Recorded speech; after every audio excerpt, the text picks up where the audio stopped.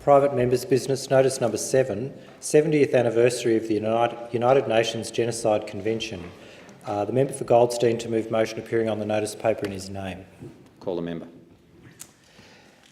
Thank you, Deputy Speaker. And as the member for Goldstein, it is a privilege to be able to get up and move the motion to commemorate the 70th anniversary of the adoption by the United Nations General Assembly of the Convention on the Prevention and Punishment of the Crime of Genocide. And Deputy Speaker, I do this for a number of reasons. I do it because I have one of the largest Jewish communities in Australia, and the tragedy of the Holocaust and legacy of that genocide remains prevalent for so many people in the community that I'm proud to represent, and the community to the north of mine, the federal electorate of Melbourne Ports, and I understand the member for Melbourne Ports is speaking after me. Because of my Armenian heritage and understanding that the first genocide in the modern era came against people who had lived their lives, and it wasn't just a human genocide in the murdering of people marched through the Syrian deserts, but like with the Jewish people as well, there was a cultural genocide too, not just to remove the memory, not just to remove people's lives and their capacity for them to be able to continue their family line, but the cultural genocide to erase their memory, their legacy, their culture, their traditions, their capacity to be able to hand their culture on to the next generation.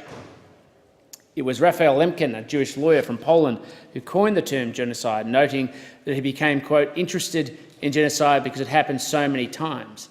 It happened to the Armenians, and after the Armenians there was a very rough deal at the Versailles Conference because the criminals who were guilty of the genocide were not punished. Seeking to rectify this injustice, he embarked upon the process of drafting a convention that would ensure such a crime would never be repeated. And as an Australian, I'm proud, of course, of our country's incredible role in both providing relief and support to the survivors of the Armenian genocide, the first international aid effort, and particularly from this great state of Victoria under the then Lord Mayor, and of course our role in the adoption of the UN Genocide Convention as one of the founding members of the United Nations. But as the only member of this House with Armenian descent, there is no ambiguity. I remain fundamentally disappointed that our national parliament doesn't fully acknowledge the horror and the tragedy of the genocide against the Armenians, and that I would hope that we would acknowledge the genocide against all people where they occur, because healing is enlivened, I should say, when you cauterise a wound, because you clean it and you recognise that the damage that has been done is only a pathway to healing. And by acknowledgement and honouring those who lost their lives, and by making sure those who are held to account, or those who committed the crime are held to account, and no longer feel that they can get away with it without proper critique and criticism and condemnation from the international community, is a critical part of stopping future genocides.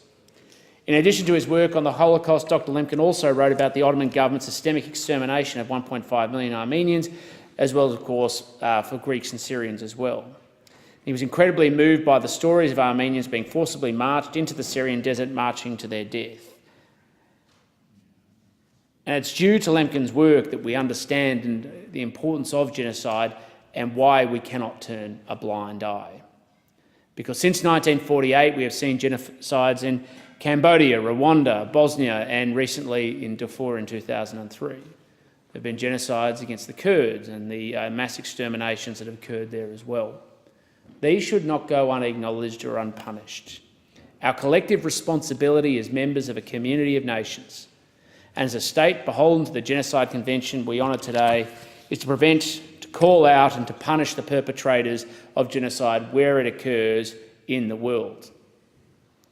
But it becomes difficult to do so when we're unable to acknowledge the original sin that led to the defining of the term. It's silence that condemns those who lost their lives through an action by those who know to do better. It's silence that leaves people in pain.